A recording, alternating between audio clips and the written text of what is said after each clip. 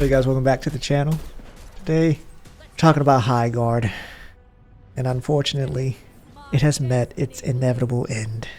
Senior level designer Alex Grainer was the first guy to basically announce the layoffs. He posted on LinkedIn before the developers, Wildlight, made a official statement, basically saying that the studio was going to be getting rid of most. There's going to be a skeleton crew working on the game. And honestly, the whole community saw this coming. The game, like me and Ghost said in the previous video, incredibly generic. There was nothing on that game that would make someone jump off of a game that they've, have consistently in their rotation.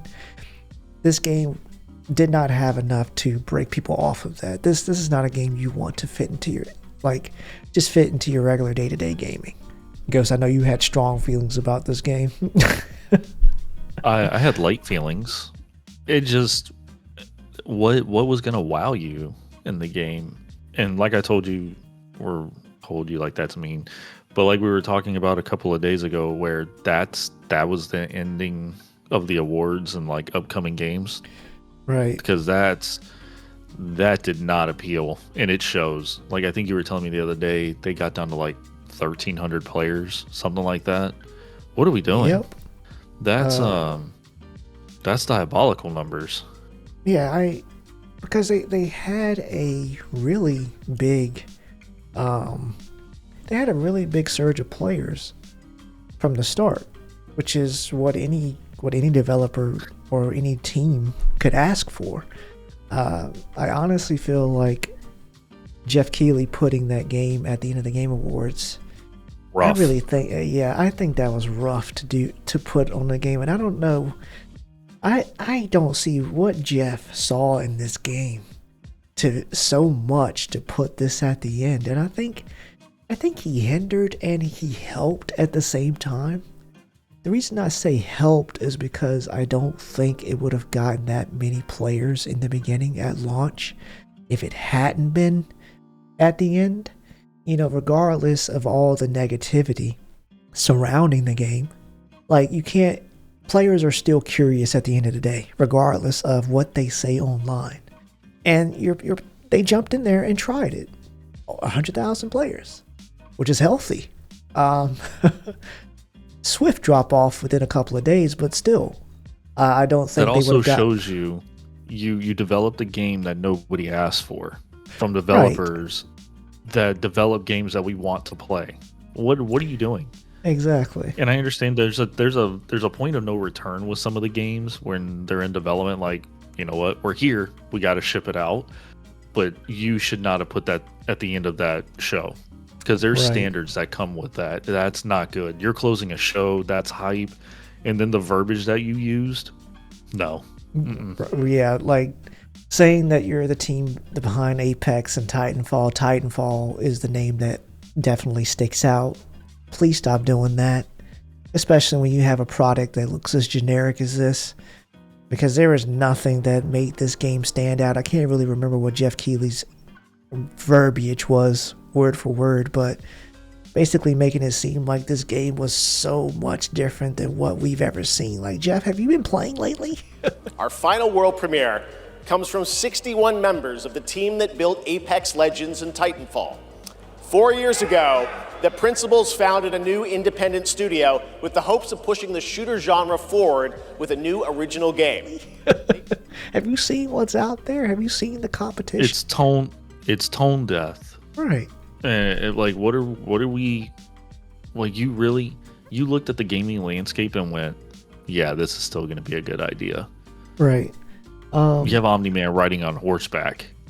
I don't know, man. I don't want to see a game do bad because I don't want the developers to suffer. Right? We talk about it all the time, because it's not the developers' fault on the direction that the game went. Like, yes, there are senior developers. I'm sure they have a hand in it, but your normal day-to-day developer, they're just there to make that paycheck. And I'm cool with that. I support them and want them to do it. But this should also be a wake-up call of, like, the suits don't always know what's best. Sorry. Yes. And also, I do want to say that a lot of gamers have been asking for more indie indie teams because they're tired of like corporate oversight, blending into the gameplay. Because we see that a lot, especially with like Call of Duty and stuff like that. And they're just tired of that model when it comes to that when it comes to gaming. And this team was indie, like they didn't have any oversight. They are by definition an indie developer, but you still made something so generic that it wasn't even worth playing for more than an hour or two. Me personally, just speaking for myself, and apparently speaking for 98% of other players that played. But there's one thing that did bother me. The game? One of the, other than that, a tech artist, Josh Sobel, I think, he says, "I'm not saying our failure is purely the fault of gamer culture, but it absolutely played a role." He said, "The consumers put absurd amounts of effort into slandering Highguard, and it worked. Soon, if this pattern continues, all that will be left are corporations, at least in the multiplayer space. Innovation is on life support." Well, first... That wasn't innovative. That wasn't innovative, and on top of that, look, I understand that the negativity is overwhelming sometimes, but you gotta turn that off. You just don't want to post anything, especially online. People still took the time to play your game, and that ultimately decided the failure of this game. That's not because there was so much slander. I can understand that sentiment if you said, "Oh, we had so much negativity," then you only had 5,000 people play your game at launch. No, you had 100,000. Those are COD numbers when it was healthy. But here's also the thing. So you don't want to take in the negativity and it's stunting, creativity, right? Because people just not liking it. That's fair. Right. I get that. But also, that's not a small group of people looking at the sample size of what you gave them within a couple of days. That's a steep, hard drop off. Now, exactly. Is every indie team going to have Helldivers numbers? No. Are they all going to be Arc Raiders? No. Even a juggernaut of Battlefield is still, like right now with Season 2, they're at like 93,000 players. Now, that's still a lot. A lot of games would love to have that, this one included, but by Battlefield standards, that's not that great.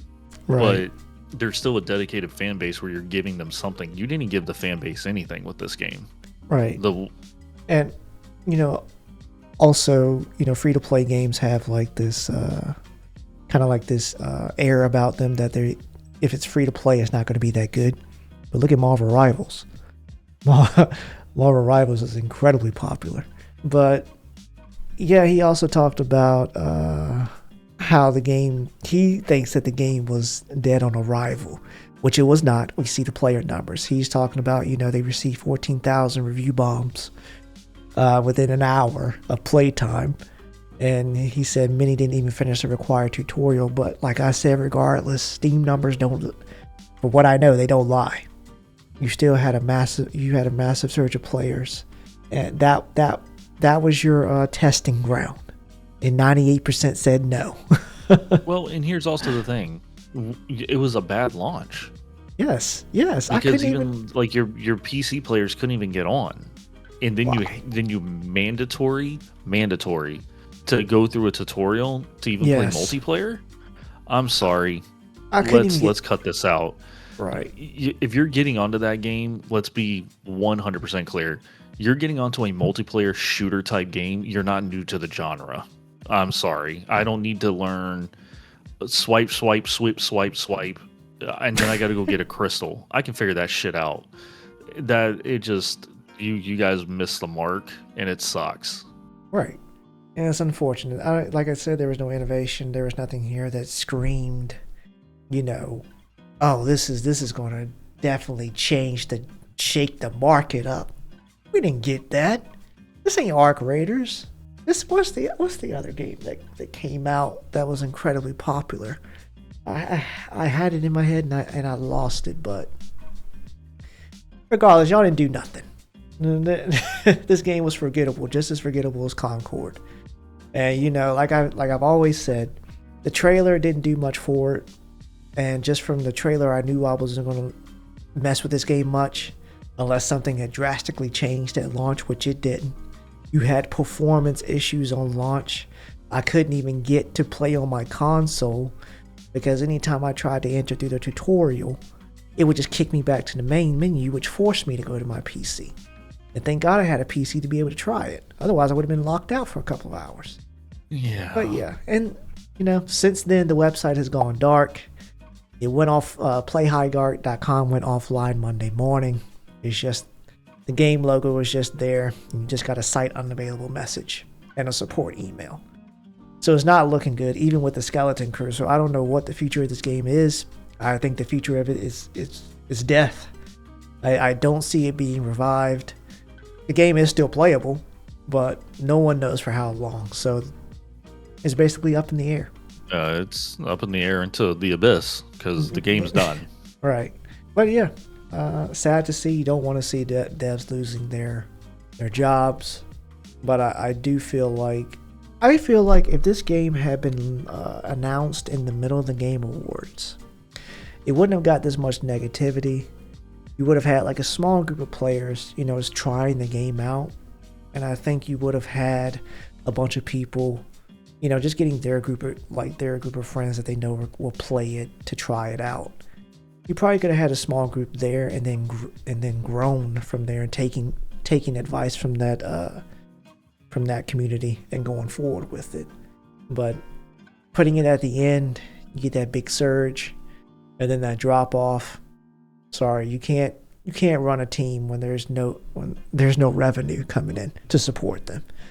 But yeah, sad to see to an indie studio, but also they also can't say that players don't support indie studios when we see just how fantastic Expedition 33 was and how many awards that game. That's innovation. That's changing up the formula. That game made me play a genre that I usually stay away from. I can't stand turn-based games, but they flipped the formula.